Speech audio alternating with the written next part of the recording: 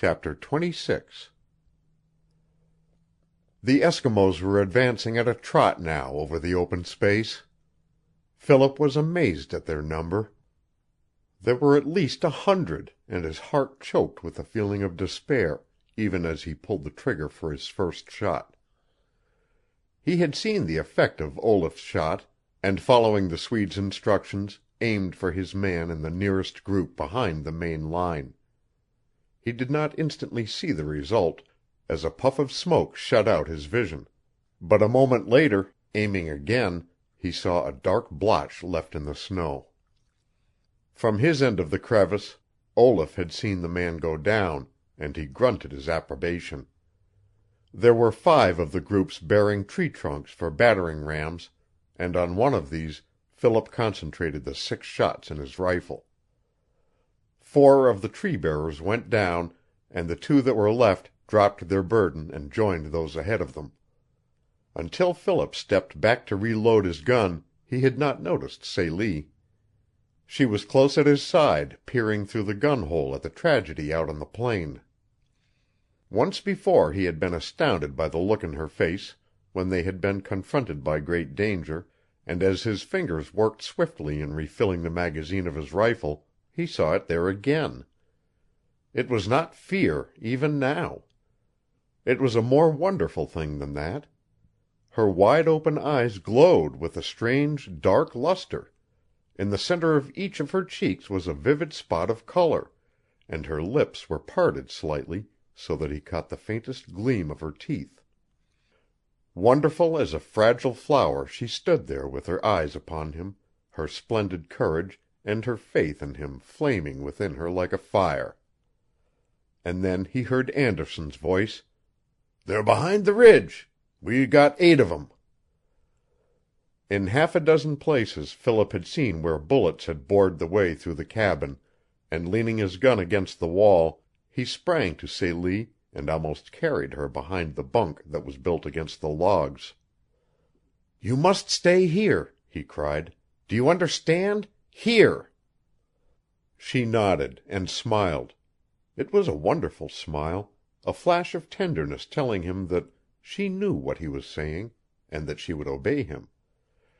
She made no effort to detain him with her hands, but in that moment, if life had been the forfeit, Philip would have stolen the precious time in which to take her in his arms.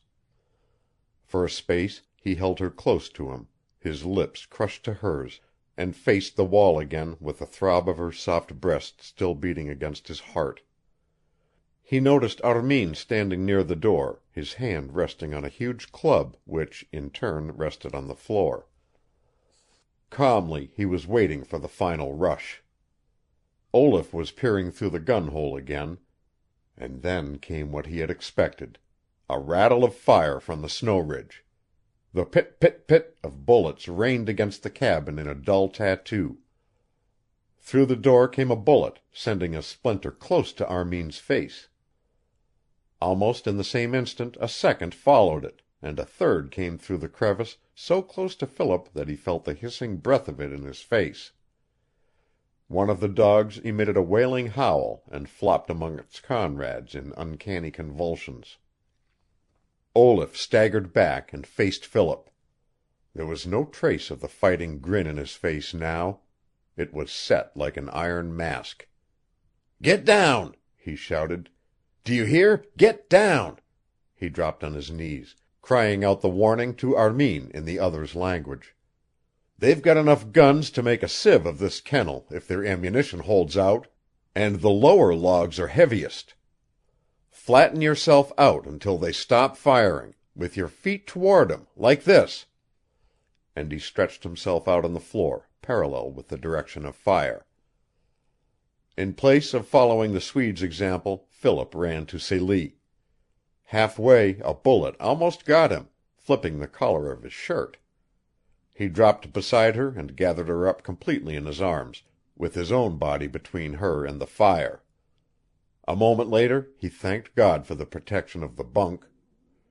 He heard the ripping of a bullet through the saplings and caught distinctly the thud of it as the spent lead dropped to the floor. Celie's head was close on his breast, her eyes were on his face, her soft lips so near he could feel their breath. He kissed her, unbelieving even then that the end was near for her. It was monstrous, impossible. Lead was finding its way into the cabin like raindrops. He heard the Swede's voice again, crying thickly from the floor. "Hug below the lower log. You've got 8 inches. If you rise above that, they'll get you." He repeated the warning to Armin. As if to emphasize his words, there came a howl of agony from another of the dogs. Still closer Philip held the girl to him. Her hands had crept convulsively to his neck. He crushed his face down against hers and waited. It came to him suddenly that Blake must be reckoning on this very protection which he was giving Celie. He was gambling on the chance that while the male defenders of the cabin would be wounded or killed, Celie would be sheltered until the last moment from their fire. If that was so, the firing would soon cease until Blake learned results. Scarcely had he made this guess when the fusillade ended. Instead of rifle fire, there came a sudden strange howl of voices, and Olaf sprang to his feet. Philip had risen when the Swede's voice came to him in a choking cry. Prepared for the rush he had expected, Olaf was making an observation through the gun crevice. Suddenly, without turning his head, he yelled back at them, "Good God! It's Bram! Bram Johnson!" Even Celie realized the thrilling import of the Swede's excited words. Bram Johnson! She was only a step behind Philip when he reached the wall. With him she looked out. Out of that finger of forest they were coming, Bram and his wolves. The pack was free, spreading out fan shape, coming like the wind. Behind them was Bram, a wild and monstrous figure against the whiteness of the plain, bearing in his hand a giant club. His yell came to them. It rose above all other sound like the cry of a great beast. The wolves came faster, and then the truth fell upon those in the cabin with a suddenness that stopped the beating of their hearts. Bram Johnson and his wolves were attacking the Eskimos! From the thrilling spectacle of the giant madman charging over the plain behind his ravenous beasts, Philip shifted his amazed gaze to the Eskimos. They were no longer concealing themselves. Palsied by a strange terror, they were staring at the onrushing horde and the shrieking wolf-man. In those first appalling moments of horror and stupefaction not a gun was raised or a shot fired. Then there rose from the ranks of the Kogmollocks a strange and terrible cry, and in another moment the plain between the forest and the snow ridge was alive with fleeing creatures in whose heavy brains surged the monstrous thought that they were attacked not by man and beast, but by devils. And in that same moment it seemed that Bram Johnson and his wolves were among them. From man to man the beasts leapt, driven on by the shrieking voice of their master, and now Philip saw the giant madman overtake one after another of the running figures, and saw the crushing force of his club as it fell. Celie swayed back from the wall and stood with her hands to her face. The Swede sprang past her, flung back the bar to the door, and opened it. Philip was a step behind him. From the front of the cabin they began firing, and man after man crumpled down under their shots. If Bram and his wolves sensed the shooting in the ferocity of their bloodlust, they paid no more attention to it than to the cries for mercy that rose chokingly out of the throats of their enemies. In another 60 seconds the visible part of it was over. The last of the Kogmollocks disappeared into the edge of the forest. After them went the wolf-man and his pack. Philip faced his companion. His gun was hot and empty. The old grin was in Olaf's face. In spite of it he shuddered. "We won't follow," he said. "Bram and his wolves will attend to the trimmings, and he'll come back when the job is finished. Meanwhile, we'll get a little start for home, eh? I'm tired of this cabin. 40 days and nights. Ugh! It was hell. Have you a spare pipeful of tobacco, Phil? If you have, let's see, where did I leave off in that story about Princess Célie and the Duke of Rugni? The what? Your tobacco, Phil. In a dazed fashion, Philip handed his tobacco pouch to the Swede. You said Princess Célie, the Duke of Rugni? Olaf nodded as he stuffed his pipe bowl. That's it. Armin is the Duke of Rugni, whatever Rugni is. He was chased off to Siberia a good many years ago, when Célie was a kid, that somebody else could get hold of the dukedom. Understand? Millions in it, I suppose. He says some of Rasputin's old friends were behind it, and that for a long time he was kept in the dungeons of the fortress of St. Peter and St. Paul, with the Neva River running over his head. The friends he had, most of them in exile or chased out of the country, thought he was dead, and some of these friends were caring for Célie. Just after Rasputin was killed, and before the revolution broke out, they learned Armin was alive and dying by inches somewhere up on the Siberian coast. Célie's mother was Danish, died almost before Célie could remember, but some of her relatives and a bunch of Russian exiles in London framed up a scheme to get Armin back, chartered a ship, sailed with Célie on board, and Olaf paused to light his pipe. And they found the Duke, he added. They escaped with him before they learned of the revolution, or Armin could have gone home with the rest of the Siberian exiles and claimed his rights. For a lot of reasons they put him aboard an American whaler, and the whaler missed its plans by getting stuck in the ice for the winter up in Coronation Gulf. After that they started out with dogs and sledge and guides. There's a lot more, but that's the meat of it, Phil. I'm going to leave it to you to learn Célie's language and get the details first-hand from her. But she's a right enough princess, old man, and her dad's a duke. It's up to you to Americanize him. Hey, what's that?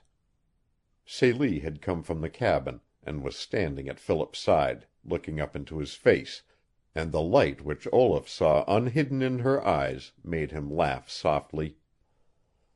And you've got the job half done, Phil. The Duke may go back and raise the devil with the people who put him in cold storage, but Lady Célie is going to like America. Yes, sir, she's going to like it better than any other place on the face of the earth. It was late that afternoon, traveling slowly southward over the trail of the copper mine, when they heard far behind them the wailing cry of Bram Johnson's wolves. The sound came only once, like the swelling surge of a sudden sweep of wind, yet when they camped at the beginning of darkness, Philip was confident the madman and his pack were close behind them. Utter exhaustion blotted out the hours for Célie and himself, while Olaf, buried in 2 heavy Eskimo coats he had foraged from the field of battle, sat on guard through the night. Twice in the stillness of his long vigil he heard strange cries. Once it was the cry of a beast. The second time it was that of a man. The second day, with dogs refreshed, they traveled faster, and it was this night that they camped in the edge of timber and built a huge fire. It was such a fire as illumined the space about them for 50 paces or more, and it was into this light that Bram Johnson stalked, so suddenly and so noiselessly that a sharp little cry sprang from Célie's lips, and Olaf and Philip and the Duke of Rugni stared in wide-eyed amazement. In his right hand the wolf-man bore a strange object. It was an Eskimo coat tied into the form of a bag, and in the bottom of this improvision was a lump half the size of a water pail. Bram seemed oblivious of all presence but that of Celie. His eyes were on her alone as he advanced, and with a weird sound in his throat deposited the bundle at her feet. In another moment he was gone. The Swede rose slowly from where he was sitting, and speaking casually to Celie, took the wolf man's gift up in his hands. Philip observed the strange look in his face as he turned his back to Celie in the firelight and opened the bag sufficiently to get a look inside. Then he walked out into the darkness, and a moment later returned without the bundle, and with a laugh apologized to Celie for his action. "No need of telling her what it was," he said to Philip then. "I explained that it was foul meat Bram had brought in as a present. As a matter of fact, it was Blake's head. You know the Kogmollocks have a pretty habit of pleasing a friend by presenting him with the head of a dead enemy. Nice little package for her to have opened, eh?" After all, there were some very strange happenings in life, and the adventurers of the Royal Northwest Mounted Police come upon their share. The case of Bram Johnson, the mad wolf man of the upper country, happened to be one of them, and, filed away in the archives of the department, is a big envelope filled with official and personal documents, signed and sworn to by various people. There is, for instance, the brief and straightforward deposition of Corporal Olaf Anderson, of the Fort Churchill Division, and there is the longer and more detailed testimony of Mr. and Mrs. Philip Raine and the Duke of Rugni. And attached to these depositions is a copy of an official decision pardoning Bram Johnson and making of him a ward of the great Dominion instead of a criminal. He is no longer hunted. "Let Bram Johnson alone," is the word that had gone forth to the man-hunters of the service. It is a wise and human judgment. Bram's country is big and wild, and he and his wolves still hunt there under the light of the moon and the stars. The End. End of chapter 26. Recording by Roger Moline. End of The Golden Snare by James Oliver Curwood.